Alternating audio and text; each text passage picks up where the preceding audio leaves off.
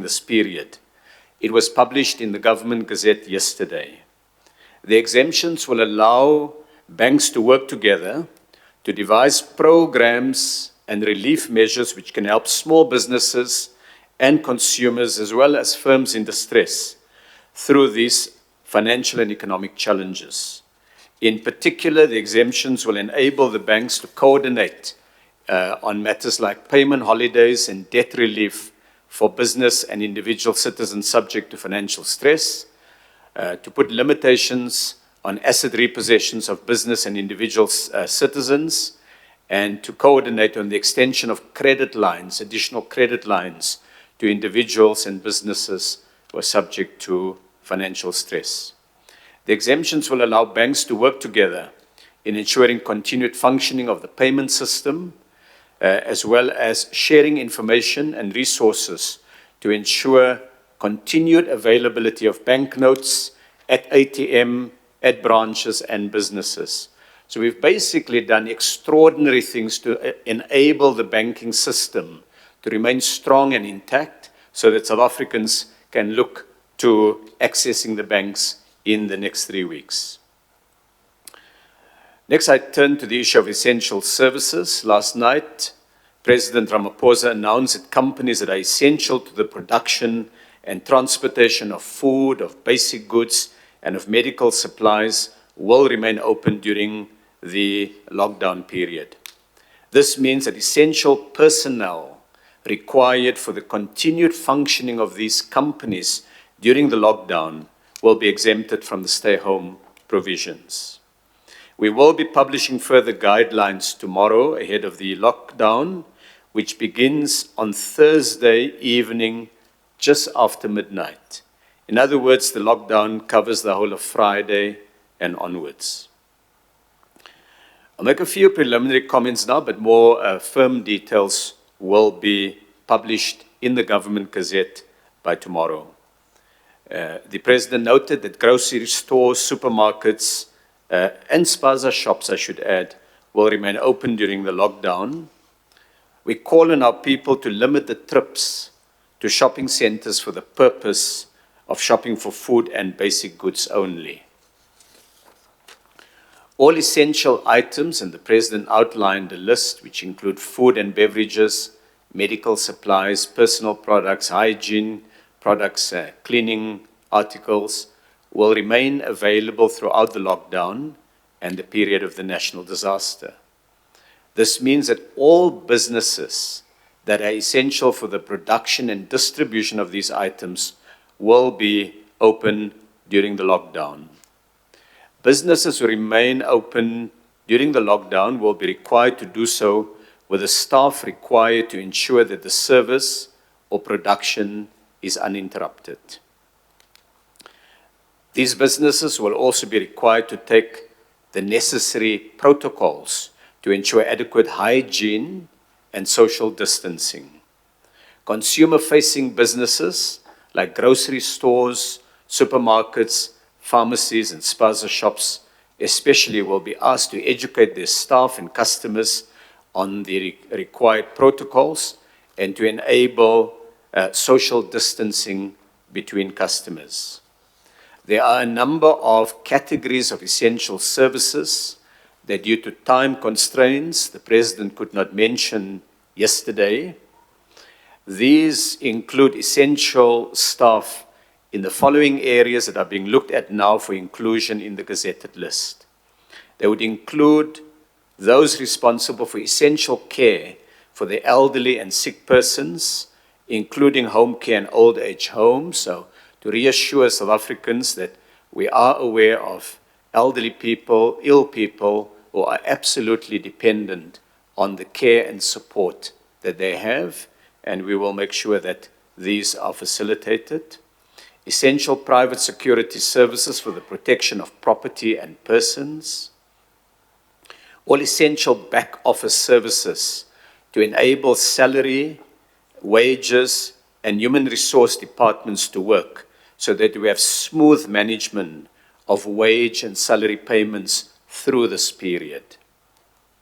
Those assisting in transportation of food and other essentials to people's homes, including online retail, as well as transport systems that support any of the essential services. My colleague, Minister Didiza, has spoken about essential animal welfare and emergency veterinary services. We'll also be looking at key maintenance systems required at workplaces to avoid serious damage to economic assets, where the interruption of that service will destroy critical working areas, factories or machinery. Members of Parliament, provincial legislatures, municipal councils and their core staff, as well as the government departments and public entities and their staff responsible to assist with implementation of these measures, will need to be working to make the country safe and to implement the measures that the President announced. And members of the media and the broadcasting services who will serve as a vital communication between ourselves and the public. Transportation of fuel, of food and of basic goods supply trucks between SADC countries will also remain open. Now, this is not a comprehensive list. We will be publishing it. We know that there's been many queries. South Africans want to have certainty, and we will provide that certainty. But we've shared this to give an indication of the practical way in which we're approaching this, limiting the number of people, but ensuring that there are basic services, essential services available across the nation. As Minister Mkhize said earlier, we looked carefully over the last few days at the experience of a number of countries that have begun to implement lockdowns and are building on those experiences. During the lockdown, we strongly encourage all companies whose employees are able to work from home to make the necessary arrangements for them to do so, as we need to maintain as much of economic activity as we can during this critical period, so that we generate resources to finance the measures that we are undertaking and we are able to save lives. The sooner we slow the spread of the disease, the sooner we can return to normal life and normal business. While some of us may be exempt from the lockdown because of the nature of our work, none of us are exempt from susceptibility to the virus. Turning next to the supply chains and securing basic supplies, a number of businesses are essential services, and as the President indicated, will remain open during this period. With a limit of 100 people, that limit does not apply to essential services. We will still need all the affected businesses to take steps to protect workers through social distancing and public hygiene measures. We are working with the Minister of Police and the Minister of Employment and Labour to ensure that police officers and health inspectors are well briefed on the kind of businesses which will be allowed to continue with their operations. As I've indicated earlier, these businesses must, however, take all the necessary precautions to ensure adequate social distance among customers and staff, and to ensure that we do everything possible to counteract the spread of the virus. Where staff are not critical to the functioning of the operation, we encourage employers to allow those staff members to stay at home. A number of measures have already been identified for those inessential services. They include providing hand sanitizers at workplaces, as people enter, at key workstations, when they leave, disinfecting surfaces, checking clocking arrangements, canteen facilities, and so on. We are going into the month-end period where the numbers of South Africans in grocery stores and supermarkets naturally increase.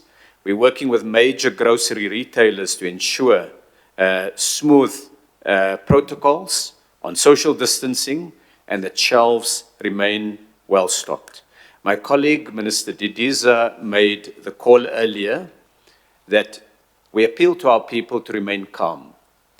We have supply lines, the whole of the food production, from agriculture to the factories, to the transport system, to the supermarkets will all be exempt from the lockdown, so we can ensure the smooth supply of food. So the only problem comes when people rush to the shops to stock up, because then there are temporary shortages, because the retailers then have to get more goods from their warehouses to the stores. So to avoid that, let's all just act responsibly in this period and ensure that we take only the minimum required and that we can go back to the supermarkets in a few days' time. On the Solidarity Fund, last night the President announced the creation of the Solidarity Response Fund. It's designed to unite the nation and accelerate the country's response to COVID-19. The focus of the fund is in 4 areas. It's to alleviate the suffering and distress caused by the virus to the country, and to mobilize the support of business and civil society in support of government's efforts. Government last night made available an initial 150 million rand as seed funding, and a number of businesses have already today contacted us, excuse me, because they will be contributing within the next few days to the fund. From the government resources, 100 million of this is from National Treasury, and 50 million is from the national lotteries. The chairperson of the fund is Ms. Gloria Serobi, and the vice chairperson is A.D. Enthoven. The fund, as we indicated last night, as the President indicated, will be independently administered and transparently governed through an independent board to ensure that funds are effectively and efficiently used. I pointed to 4 areas of the fund. The first is prevent. It's preventative and supporting measures to flatten the curve by lowering infection rates. Detect and understand the magnitude of the infection problem and where it is spreading so that we can take action on a specific basis. Care, assist with the management of those people in hospital or medical care. And support those people whose lives have been disrupted by COVID-19. As the President indicated, organized business is assisting with the initial formation of the fund, and we are also drawing in support from other parts of society. Details of how to donate is available on the fund's website, www.solidarityfund.co.za. www.solidarityfund.co.za. I spoke earlier about the measures we took in respect of the finance sector. We will publish today a special government gazette to enable shopping mall owners and tenants to consider coordinating their actions and reaching agreements to address matters like payment holidays or rental discounts to tenants, limitations on evictions, and other measures that are necessary to ensure that shops and others whose income will be falling sharply during the lockdown have the necessary flexibility and space to sit through this period with as little requirements on them as possible, so that they can all emerge at the end of the lockdown period intact. These will initially cover 3 areas and will be expanded as required. They will cover personal care functions, restaurants, and shops selling clothing, footwear, and home textiles. This is not the full list. As I've indicated, we'll be adding to this list as the situation requires it. Finally, I would like to deal with the issue of trade with neighbors. We will take all steps to keep open trade links with neighbors to ensure that we have food supply across the region and that we come through this together. The controls on movement of people will not affect the movement of goods across borders with our neighbors. So may I then thank my colleague, and we will, as I indicate, provide further details during the course of today and plan to gazette tomorrow the list of products and essential services. Thank you. Thank you very much, Minister Patel. I will now call upon Minister of Tourism, Minister Kupai Ngubane. Thank you. Thank you very much, Minister Mthembu. Good morning, colleagues, fellow ministers, and fellow South Africans. Just to indicate from our side, there are a couple of things that the President has announced yesterday following from the announcement on the 15th that affects us as the sector. Firstly, it's around the issues of travel. As indicated, that we've been working closely with the sector together with our tourists, both those who've been in the country and those that arrived when the flights were still coming last week. Because once the restrictions were put in place, it immediately meant that those who were here either had to leave or stay. Others decided to conclude their visits and still tour, as you'd have seen with some of the incidences that we had experienced, and I'll talk to that. But mainly those who have been prohibited, for example, from coming from high-risk areas. We've been working closely with transport, and they've been supporting us so that we are able to communicate to the tourist markets that we've been working with in order to make sure that there isn't any hitches. President yesterday announced the termination of international flights at Lanseria Airport, and I hope the sector has been able to listen to that, but also we'll be working with our sector as the tour operators to ensure that tourists actually are able to find alternatives as provided by government. International travelers who've been in the country, President announced that those who have been in the country after the 9th of March from high-risk countries will be confined to a 14-day quarantine period in the establishments that they are. We're saying hotels and establishments because we are aware that some of them are not in hotels, are in Airbnbs, others are in lodges, bed and breakfast across the country. We have been in contact with our sector, trying to understand who is still in the country, tourists that are here. We have created a database, and we've sent a communication through our South African tourism, requesting all establishments to provide us with details of the tourists that are still in the country, their details, the date of arrival in the country, which areas they've visited, because it's very important if they've been touring, where they have been, and their date of departure from the country.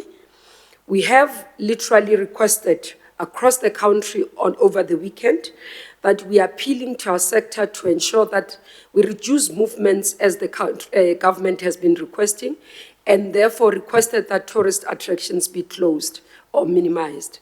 This has led to a number of questions raised, and we did because if you notice, there were 2 incidences that were related to our tourists that have been involved in touring. Some of them, unfortunately, having taken the test, having shown symptoms, but did not disclose, and therefore continued with their trips and putting lives of South Africans at risk. And we have issued a condemnation because we do condemn this conduct. This is not what we expect from either our tourists or from people who are operating in this sector. So we are saying to our tour operators, we are saying to our tour guides, you have an obligation to this country to be responsible and protect South Africans, and not only South Africans, but protect the tourists themselves. We continue as well to request our tour operators and facilities, which means our accommodations, to cooperate with us. We've requested them to say those who are booked in their hospitalities, at least let's ensure as they leave, they go straight to the airport. We must be able to verify their travel details so that we do not have incidences where we are accused as a sector to have been involved in the spreading of the disease. So we have been able to interact with the sector, and we are receiving cooperation.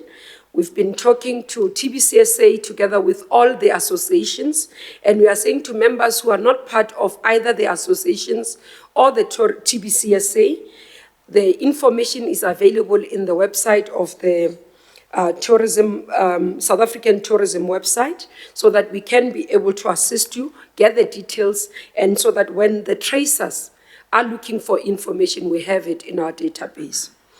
The other issue that the President spoke about was the issue of international tourists that are no longer going to be allowed to come from high-risk areas, which has been happening.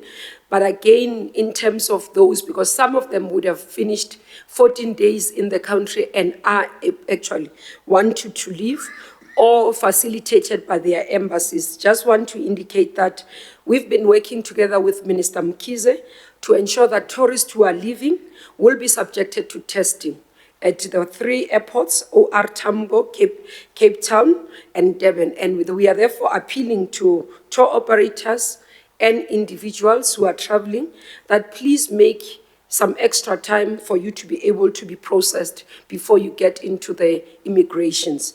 This we appeal because we want to make sure that we can, as a tourism sector, be seen as responsible and not be seen as people who've acted recklessly and continued to spread the virus. The other matter that the President spoke about yesterday relates to business enterprise in distress and the support that will be provided by the Tourism Department. We have set aside, through the approval of National Treasury, additional 200 million that will be for supporting SMMEs in the tourism sector. I do understand that this is not going to be sufficient because we are a sector that almost has come to a standstill, and therefore various categories of businesses would be affected. We do understand there are big businesses that will either fall under the support that will be provided broadly by government through measures being either tax relief or the issues around breaks of payments of their loans with the banks and other facilities that have been announced. But we are saying with us specifically, we are looking at the small businesses that are likely not to survive.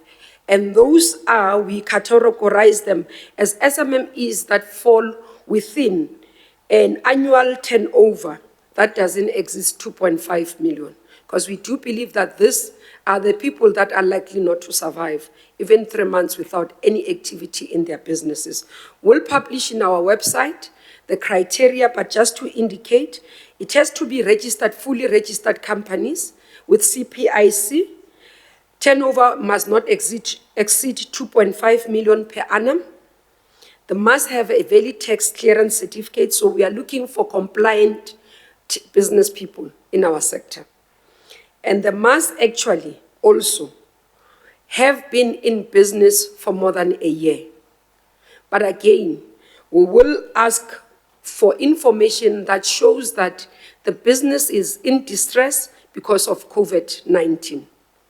It shouldn't be somebody who's already have been battling before even COVID-19 started. So we're looking for those as a result of COVID-19. And this will ensure, in terms of the mechanism, we're going to look at beneficiaries across the provinces.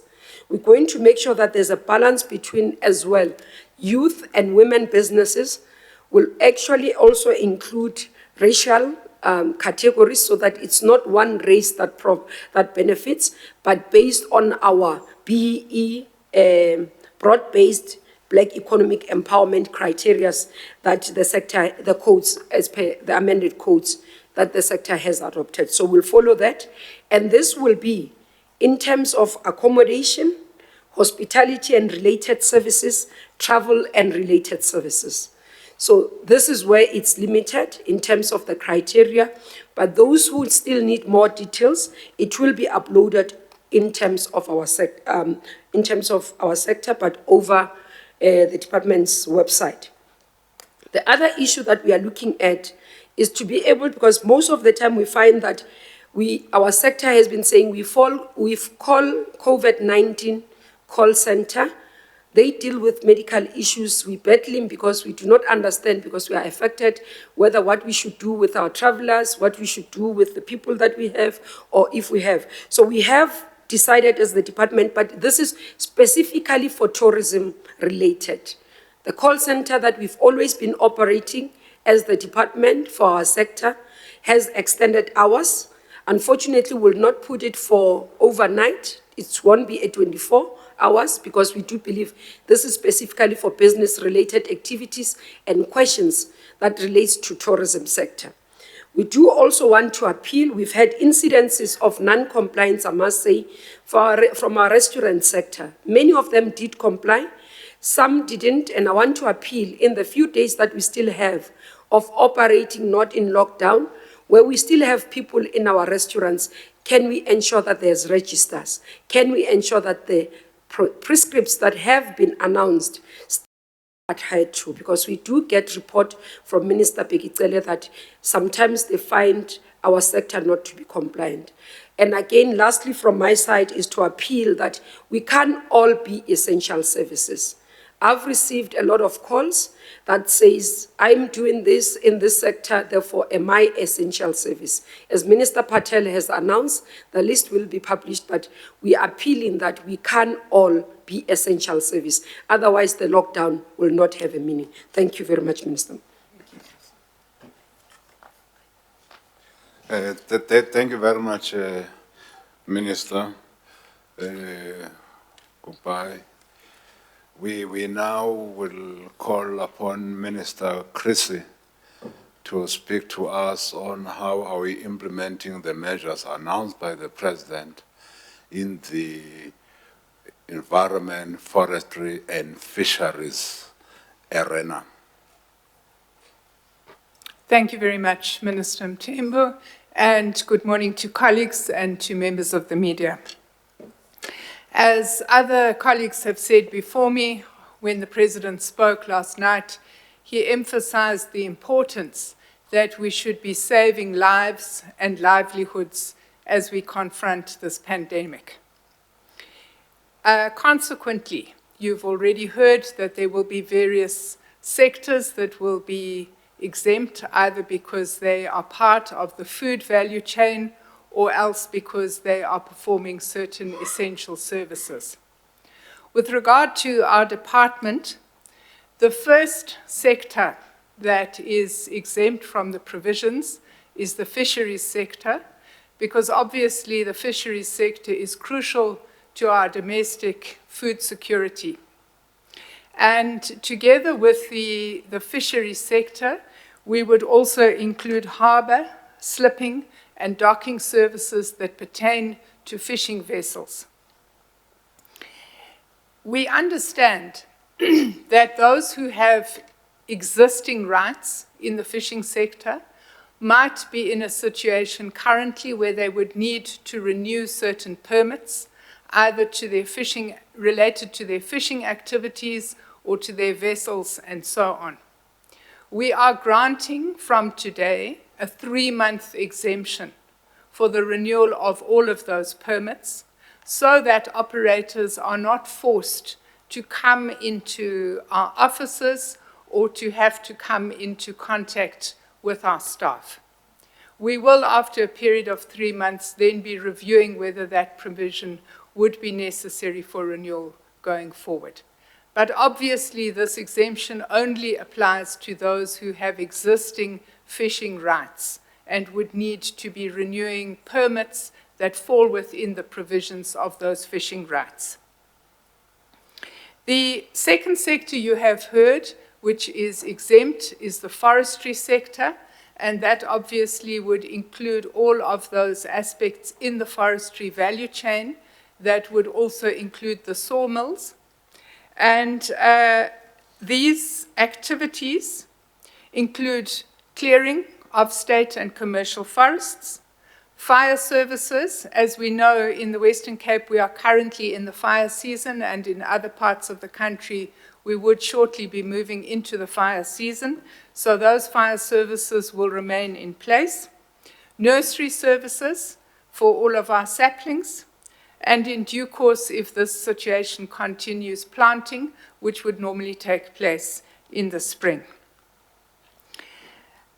Our department is also responsible for support services to municipalities with regard to waste management services, as well as licensing and enforcement of all forms of disposal of dangerous and toxic waste substances. Those particular activities will continue, and obviously we will be addressing, where necessary, how we support municipal waste services over this period. We also have, as you would know, 19 national parks, a number of botanical gardens, and the Tshwane Zoo. All of those parks, botanical gardens, and the zoo are closed to visitors. However, with regard to our national parks, we do have existing international visitors who would fall into the category of visitors from high-risk countries that were mentioned by the President in his speech last night. We are currently developing a list of all of those visitors. All of them have been placed in isolation areas in our parks, and we will be in discussion with the Department of Health and also DIRCO once we have those lists of visitors in terms of the way forward. With regard to our national parks, we will continue with all aspects of our ranger services and also all aspects of our wildlife management services so that we continue to protect our assets and also protect communities from those wildlife. We are also continuing with our animal care services in the Tshwane Zoo while those services are closed down for public visits. Other services that will continue, and we will provide a full list as Minister Patel has indicated in the Government Gazette, include all of our enforcement services, and those would relate to activities such as poaching, air quality, oil spills, chemical spills, and sewage spills.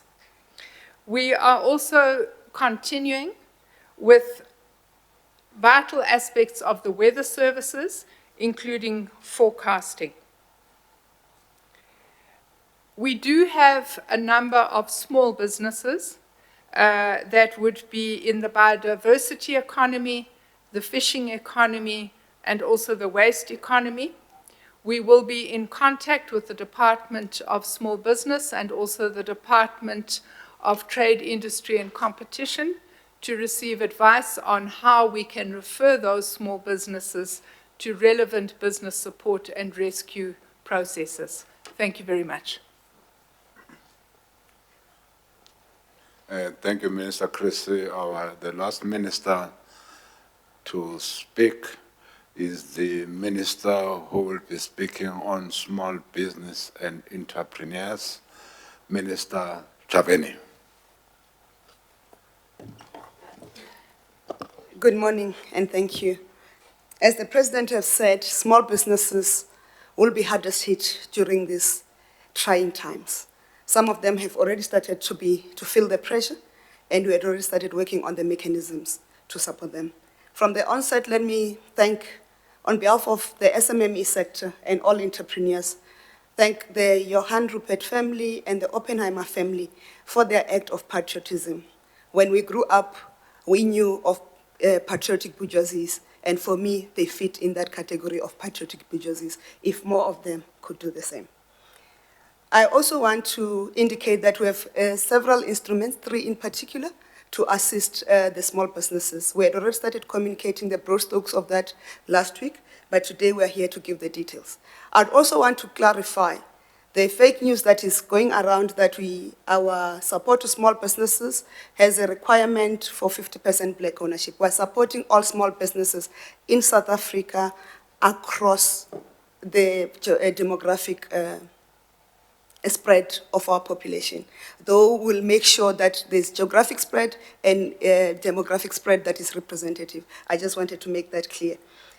In terms of the business growth and resilient facility, It's a facility that we've created specifically to make sure that we respond to what Minister Patel and Minister Mkhize referred to, that they are going to import some of the supplies from outside the country, but there's a need to strengthen local supply for self-sufficiency.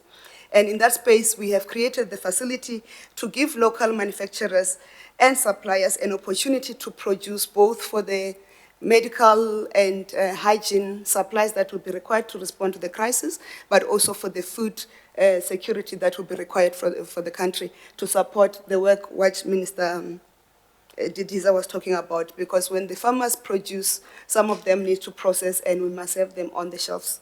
And that's what we are going to support. So, and the growth, the business growth and resilience facility, what it looks as, it will fund working capital, but it only be those that are directly linked to the direct cost of the business, and it will be based on the funding needs of the individual businesses. The term of the funding will be determined by the cash flow and the debt modeling techniques that our agency SIFA will utilize. We are also making that funding available at interest rate of prime less 5% to the SMMEs.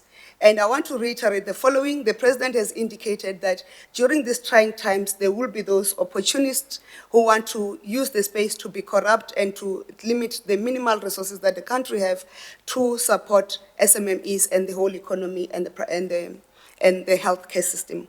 We are very clear that any misuse by both our officials and also the entrepreneurs who will be applying for the funding of this facility, we are going to make sure that we apply to the letter of the law the provisions that the President have indicated. But we are also going to institute a penalty for everybody who misused that facility, of that we are going to repay the facility at prime plus 10%. In terms of the qualifying criteria, we are saying the companies must be 100% owned by South African citizens, and they must employ at least 70% South African nationals. And we are going to give priority to businesses that are owned by women, youth, and people with disability. And of course, they must be SARS registered, SARS compliant. For the non-compliant SMMEs, there are applications, they can put them through, but they will only be considered when they're fully complied with SARS and other. If you have to comply with UIF, we'll have to help you with that. Our agency, CEDA, will be available to offer that assistance. We are also putting a requirement that you must register on our national database, which has gone live today, this morning, at 12 midnight exactly, the www.smmesa.gov.za. For the self-employed and the micro businesses who are not compliant, we are going to assist you to comply through the CEDA.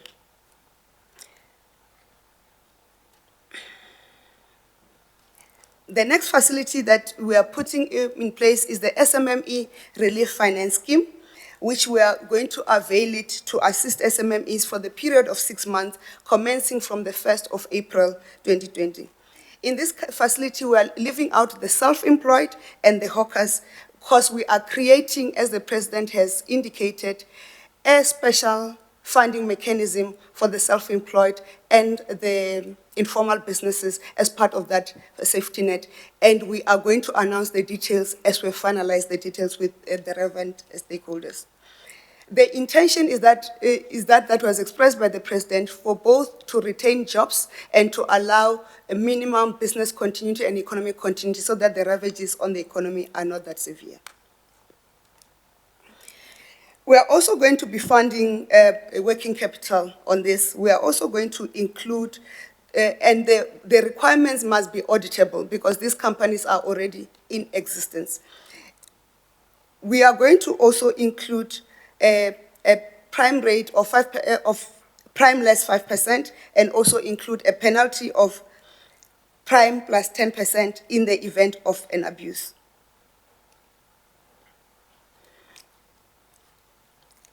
And we are saying, in terms of this facility, your needs will be done based on the business needs. You'll know that our SMME category is defined in terms of the schedule of our Gazette, which was published in March 2019, 15th of March 2019, that defines what is the SMME categories.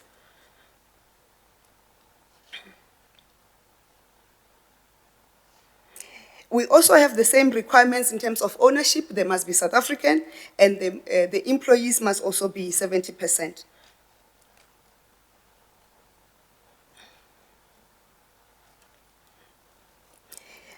As you are aware, the banking sector has started to announce the mechanism to alleviate pressures on the SMMEs and self-employed and some level of vulnerable groups, including students. On our part, our agency, CIFA, is going to avail the following. We are introducing a payment moratorium or a payment holiday.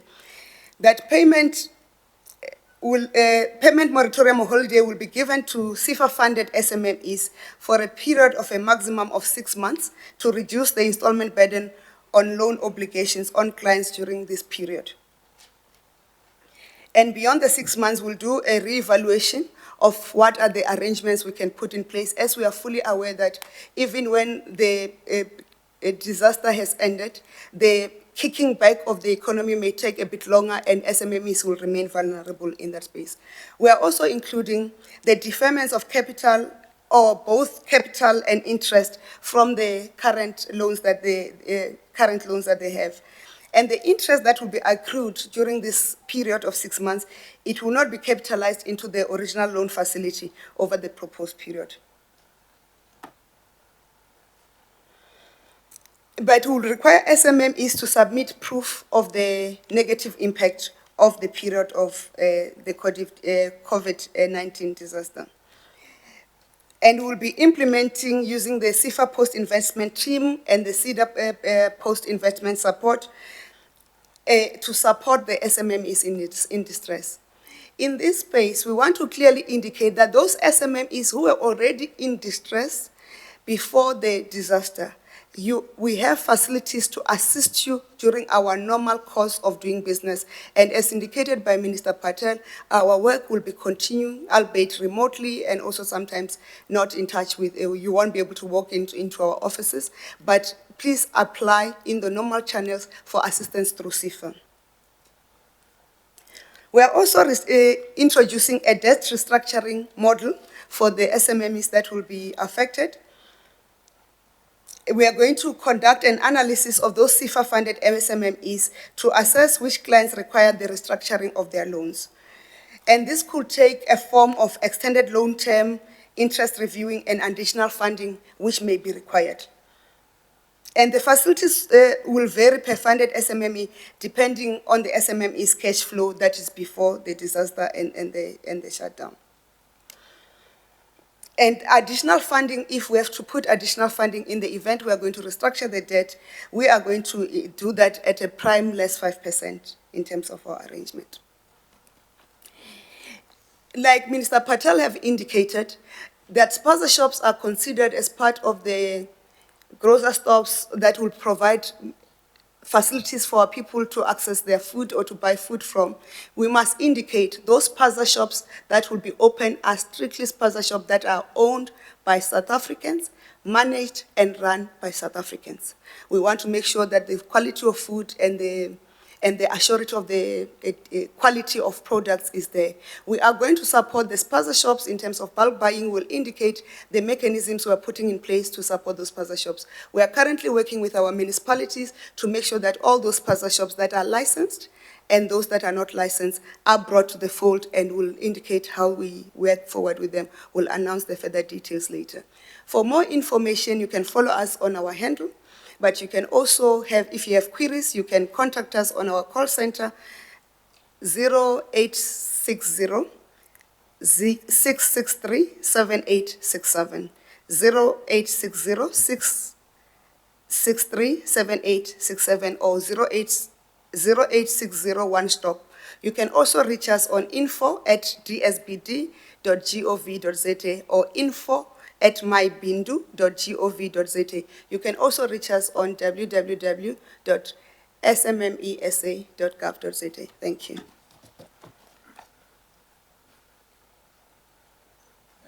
Thank you, Minister. Colleagues,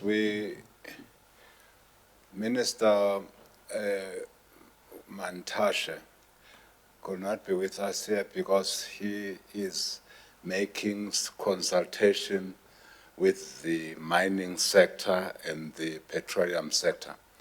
And indeed, after those consultations which are happening today, we will be able to also have him speaking to the nation and to you on what measures we're putting in the mining sector and also in the petroleum sector and energy sector. Thank you very much. We are now at a time when we can take questions. And again, you know that we are having another engagement at 2 o'clock. If we can ask necessary questions. Let's start there, and we come here. We go there, we go there, we go there, we go there, we go there, we go there. And Lois, even if I don't see you, I've pointed at you. Or, and yourself, sir. In that order. And again, let's not start with preambles. Let's get to the business of the question. Thank you very much. Khomolemo from UFM. The informal sector will also be affected by the lockdown. What are plans in place to minimize the impact in the sector? Thank you very much. Next. Sharp and to the point. Good afternoon or good morning. My name is Aserin Lovu from Capital Live. Again, informal sector assistance to SMMEs. I just want to understand, does informal sector entails those that are non-compliant or they were compliant, however, there is something that they still need to fix, but they can't fix due to the time frame that they have already now, so they can be taken as the informal ones. Thank you. We are now that side. Adele McKenzie from Now Media. This is directed at the Small Business Development Minister. I just want to understand if the same criteria in terms of the annual turnover and if it applies to all the relief funds apply to all sectors as well. And also how quickly could the funds be made available? I'm presuming there's going to be a fast-tracking process. Thank you. Yes, Madam. Minister Patel, CCTV China. It takes an enormous amount of effort and time to turn an economy around. You haven't had that time. Can you tell me, have you actually engaged in cooperation with other countries such as China, who's coming out of this virus? And can you tell us how, if you did have this cooperation, you actually, and in what examples you found it most useful? Thank you. Next. Okay, I'll go. Heidi Jockus from ENCA. Who do we report companies to who aren't abiding by the lockdown? Secondly, I don't know if anyone can answer this. Can you repeat that one? I didn't hear it. So who do we report to if companies are not abiding by the lockdown? Oh, okay. Okay, and then secondly, how are we going to ensure that we don't have load shedding? We're going to have millions of South Africans at home, and it's just going to exacerbate the situation if there is load shedding. And then just thirdly, the President has encouraged people to work remotely from home. But what if there is an instance where internet service providers have a breakdown or there's an issue with the internet? Are they going to be allowed to go and sort this out? Thank you. Thank you. Rorisang Khosana from The Citizen. I'd just like to know, South Africans are concerned or they're not sure what to do with their domestic workers and their nannies, specifically parents where both of them are working under the essential services listed and they don't know they're not sure whether to continue paying their domestic workers or nannies or incorporating them in the lockdown or letting them go home. And my second question is, what about employees that work on an hourly rate or on a no work, no pay basis? Is there a way that they could be assisted in paying rent and debit orders, or can they be exempt from such bills? Thank you. Next. Yep. Minister Mtembu, Puleli Treaty from ETV News. Maybe just two questions there. What happens in terms of funeral parlor businesses? Will they be allowed to operate, or is there going to be limited operations around their business sector? And also wedding and catering events as well, because a lot of South Africans are concerned about now with the lockdown having been imposed from Thursday. What happens during the weekend if they have any organized event? That's one. Two, a lot of also South Africans have asked the questions in terms of areas and communities that do not have water, who rely on collecting water from JoJo tanks or going to the dam to get water to wash their clothes. What happens with them as well? Will there be limited movement around their area and communities? Thank you. Crisalda Lewis from SABC Television News. Minister Patel, what happens to companies or retailers that would basically be putting profits before public safety? Surely these retailers have a responsibility also to ensure that the numbers that are going into the retailers are properly managed. There is that social distance. I know you said you're speaking to some of the major retailers about this, but what happens to companies if they don't comply? Yes, sir.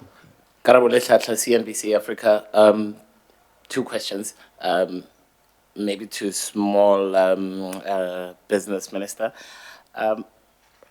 The support that you're giving to companies, what happens to companies that are not 100% South African owned? So if a company is 47% South African owned, will it not qualify for assistance? And I particularly heard Minister Patel saying that the media is an important partner with regards to disseminating the message. I want to know if there will be a favorable look upon the media industry, which also suffered as a result of the no business that we're finding currently. Thank you. Sir. Angelo Coppola from China Global Television. Question for the DTIC Minister. I'd like to know whether the SANDF have been educated about Standing Order 156 and its interaction with the media after our incident yesterday. Secondly, a question for the SMME Minister. Minister, I'd like you to explain the logic behind stopping foreign-owned spaza shop owners from being open during this period. Thank you. Yes, sir. Thank you. Olani Mbanjwa, Newsroom Africa. One of the extraordinary measures that were announced by Minister Patel is for the exemption of the competition for the banking industry. How long is this going to last? Because there are concerns that there could be some collusion that develops as time goes on. And how are you going to monitor that there is no such collusion? Thank you. Thank you very much. I hope I've taken all the hands. Oh, okay. Yeah. Apologies, just a final question. Arabile Kumete here from the SABC. With regards to the measures that have been put forward, how much has National Treasury played a role in those is perhaps the one question. And two, just how much funding has National Treasury sort of put forward with regards to all of these to ensure that the planning sort of moves forward from this stage? Just my final one, I know it's probably very early, but has anybody actually thought about a plan B, if I can call it that, after the 3 weeks? What then happens, considering that the president did also say that this was just the initial phase of these plans? Thank you. Maybe let's answer your last question. We have a team of people that is working on the situation every day and also making some prognosis of what might happen or not happen in 3 weeks' time or 4 weeks' time. So we are working on those models so that we are prepared, we have prepared ourselves for whatever that might happen after 3 weeks or 4 weeks. So yes, there is a net joint that is meeting every day, every morning, to look at where we are and what are the challenges and where will we be tomorrow. Similarly, where will we be in the next month or so? So there are a team of colleagues that are doing that type of work. Who would like to start, colleagues, answering the questions? Mr. Patel? Okay, well, thank you very much, colleague. Just to run briefly through the ones specifically directed at me. I start with the CCTV question on whether we've learned anything from the experience of other countries. Yes, we have, and we've shared and heard from other leaders, global leaders, as well as from embassies on their experience. For example, the decision to do the lockdown quickly is based on the learnings that countries that have delayed this have not been able to slow the spread of the virus.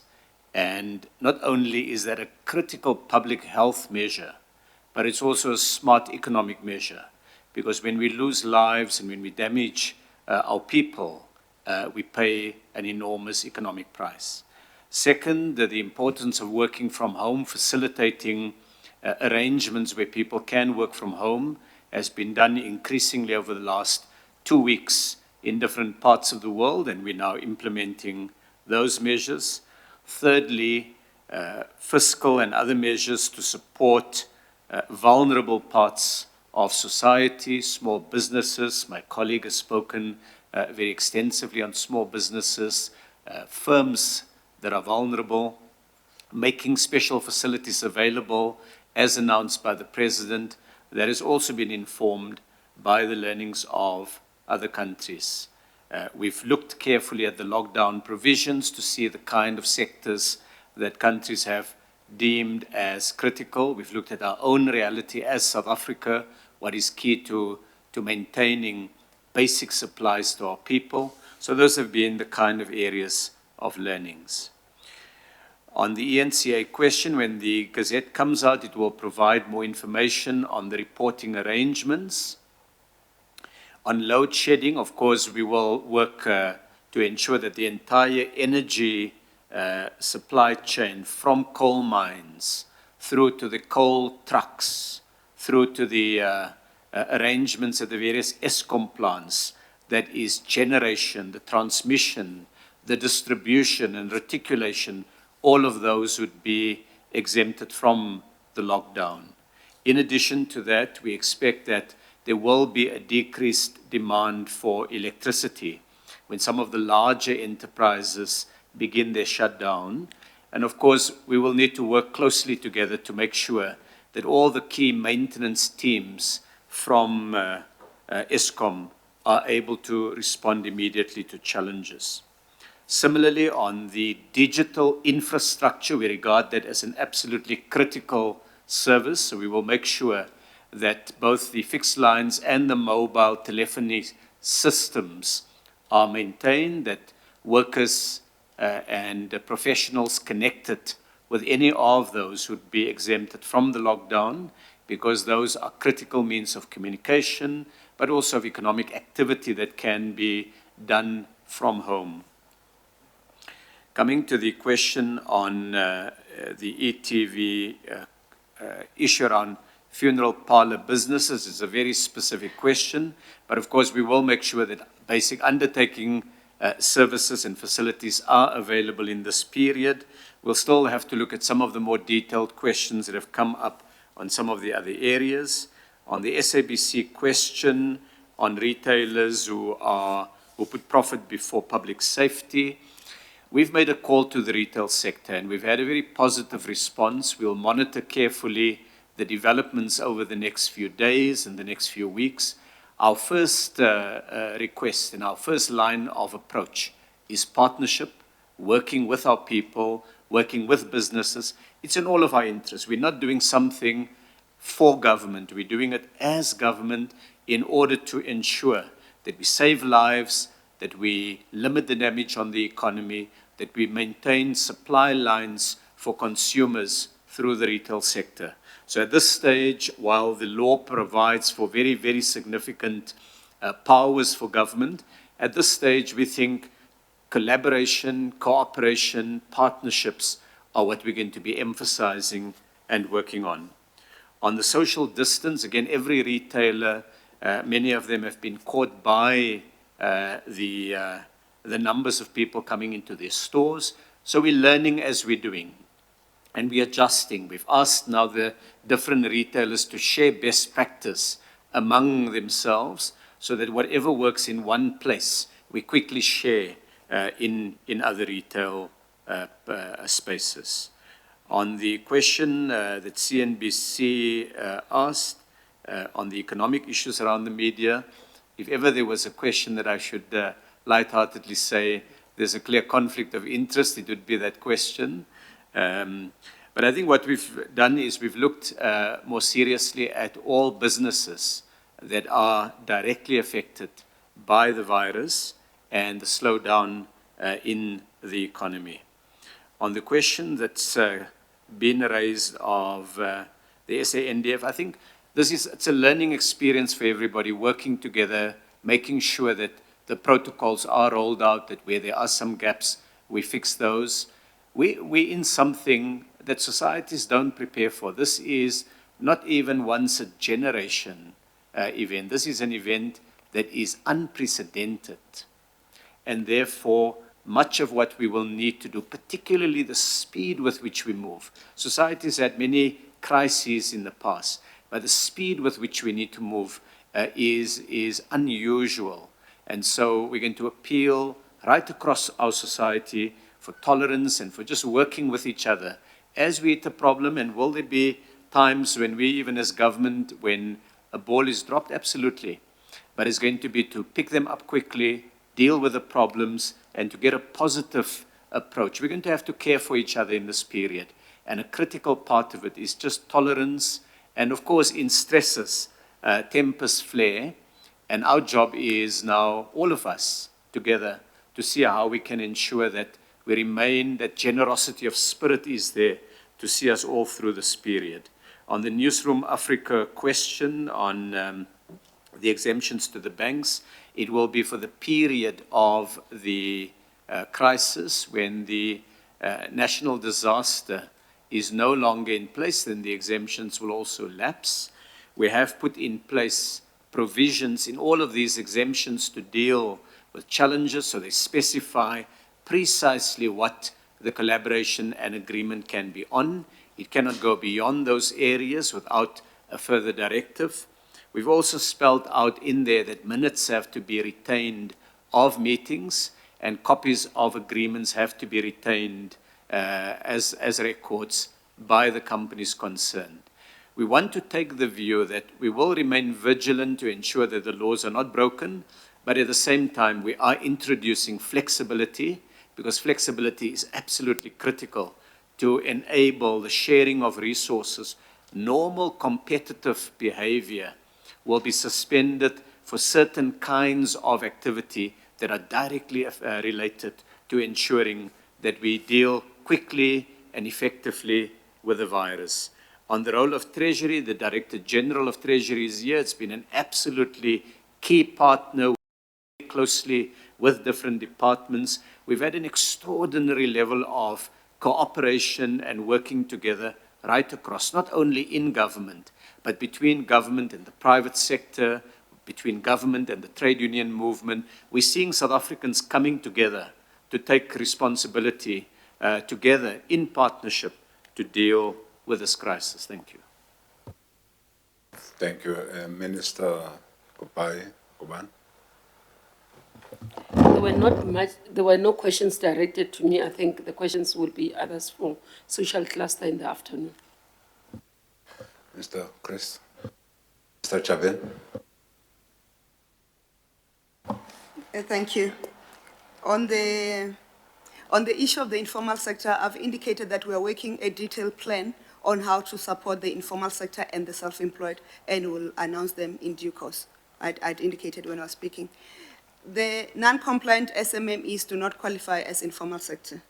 The non-compliant SMMEs, we have put a system in place to support them to comply in terms of our CEDA support program to SMMEs. And how quickly it will respond, we know we're not going to be perfect, but we currently chasing a 14 days turnaround time, and we are going to rely on the feedback that we get in terms of the improvement and all, how to get to that 14 days turnaround time. In terms of the non-South African owned companies, we're hoping that the other companies can source funding somewhere else. In terms of our funding criteria, we are required to fund South African-owned companies, at least majority-owned South Africans. On the sponsor shops, what informed that, but it's not final, like we said, we're going to finalize the discussion, not the discussion, our approach on the sponsor shops equally. Our issue is that we have to support them to source goods and services, and within the parameter of what we're able to do, we'll source them. We're currently looking at those who are licensed by municipalities, how do we support them, and what is the capacity we'll put in place. So the issue of foreign-owned sponsor shops, if they are licensed and the municipalities have the system to support them, which can fit into our system, we'll consider them, but we'll indicate that as we release the details later. Thank you. Minister Nwasi. I just want to emphasize that regardless of the hours of work an employee may do, if the employer is compliant, we will have to cover that worker in terms of the UIF. However, and we've debated this matter with Labour, we'll have to deal with those issues case by case. We can't just punish the workers because of rogue employers. This is a matter which we are talking about, because some of them do deduct the monies but do not pay. So that is very, very important. Further, Minister Mthembu, let me just say this. We are talking about 4 types of benefits. There are normal benefits like temporal employer-employee relief scheme. There are also death benefits, there's illness benefit. Those are covered. They've already been there. But there is a very special benefit, which we call it the disaster benefit. And that is what we'll be explaining after we have consensus with all the NETLEP partners. Thank you. Thank you. DG, Treasurer. Thank you, Minister. Minister, we have also run above the questions that we received today online. Some of the colleagues who are not here also posed some questions, and I'll also be responding to those. Firstly, we are watching the performance of the economy very closely, including sectors that experience the highest impact. We stand ready as Treasury, working in the collective of government to support where needed, as ministers have indicated, the interventions in tourism, the interventions in small business development, and the interventions in agriculture. We have eased the procurement process to access goods and equipment easily and quickly. It is only goods that all obviously are related to fighting COVID-19 as per the regulations that we've issued. Later today in our website, we will issue guidelines to be followed in accessing the support that was announced by the President yesterday. All regulators, the Reserve Bank, Provincial Authority, the FSCA, SARS, will continue to function as usual. They will not close. NT and SARS will publish later today details on the workings of each tax proposal that was presented yesterday. The Reserve Bank and FSCA and ourselves will issue more details on how the financial system will function. Regulators will also issue guidelines on categories of workers at banks, insurance payments, insurance companies, payments, Johannesburg Stock Exchange will be regarded also as essential staff. People running IT platforms in banks and ATMs, machines, electronic banking, payment systems, JSE, strained platforms will also be listed as essential staff, and business will continue there as usual. In terms of the current, the questions that have been asked online, one question was, how will all the COVID plans affect the budget and budget processes? Will you have to retable the budget in Parliament to deal with the additional COVID crisis, spending pressure on simply wait till the MTBPS? We will explore amending the appropriation bill, but in the meantime, we'll allow violence where possible. This can be considered for the initial response to the coronavirus, insofar as reprioritizing towards the front-line sectors is concerned. But that said, Treasury is still assessing the macroeconomic impact of the pandemic and the recent escalation of measures to deal with the COVID-19 outbreak. In addition to other factors, such as the oil production dispute between OPEC and Russia, and idiosyncratic domestic factors such as load shedding, this will ultimately inform any decision on the fiscal framework. And all things equal, we can still use the MTBPS to retable the budgets and the new fiscal framework. Currently, we'll have to use all what's possible in terms of reprioritization process to ensure that we address the current challenges. Second question, how concerned are you about government's ability to fund itself in the turmoil, particularly given the pressure we have already seen in the government bond market? For now, National Treasury is working within its means, and depending on the impact of the virus, different options will be considered. Government is working to limit the fiscal deficit through reprioritization, spending adjustments, and postponement of certain initiatives. Budget 2020 was a clear statement of government's intent in this regard. Beyond this, additional action is needed to raise medium to long-run economic growth. The Treasury has provided a clear strategy in this regard. It is thus important to note that fiscal policy alone cannot address the increasing pressures South Africa faces. Nevertheless, the Treasury will continue working on proposals on how to deal with funding pressures created by the current crisis. The final question, how do you think a possible Moody's downgrade on Friday will impact us in this midst of the crisis? We cannot comment on this at the moment. A media statement normally is issued after the rating agencies have indicated their actions, and this is normally issued after the announcement. And at the right appropriate time, after we know what Moody's has decided, we'll then be in a position to issue a statement in that regard. Thank you, Minister. Thank you, colleagues. There might be some questions that we have not answered because they belong to another cluster. We have an interaction coming with the social cluster at 2 o'clock. But as we have also indicated, tomorrow morning at 10, we'll have an interaction as government with the media, with the cluster on JCPS, our police, our defense, our home affairs. So all those ministers will be at hand tomorrow at 10. Of course, we will not be meeting here tomorrow. We'll be meeting at the GCIS. So those who don't know where GCIS is, just get in touch with me after this meeting. That's where we'll be meeting tomorrow. But having said that, our next meeting is scheduled for 2 o'clock this afternoon. So you can, with the social cluster ministers, so that they also tell the nation what plans have they put in place to implement the measures that the President has announced to the nation last night. Thank you, and thank you very much. That concludes this media briefing. Thank you very much.